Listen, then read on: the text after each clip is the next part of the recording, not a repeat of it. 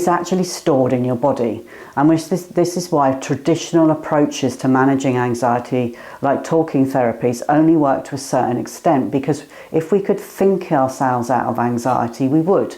We can't think ourselves out of it because it's actually in our body, and unless we learn how to release that from the body, allow the body to release, then we're always going to be in a cycle where we just keep having the anxious feelings coming back over time.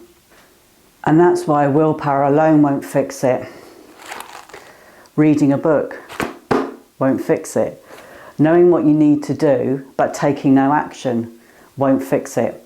To actually fix it, you have to work with your body, not against it. And here's why we have to work with our body and not against it in order to release and heal anxiety.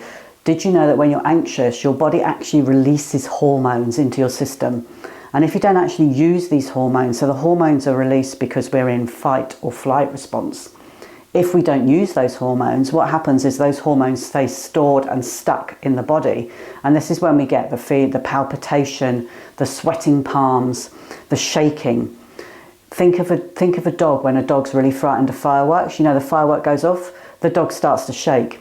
We have that natural innate ability to shake and to release this stored hormones and energy, but our brain suppresses it because society says that's not acceptable anymore. So we don't allow this release. So there could be tension and trauma stuck in your body that's been there for like 15 years and is still unreleased. Did you know that by changing the way that we breathe, we can actually impact our nervous state? So we can go from feeling very aroused to feeling relaxed. Or if we wanted to be more energized, if we were recording something like this video, for example, we could go from being very chilled to slightly more aroused just by using our breath.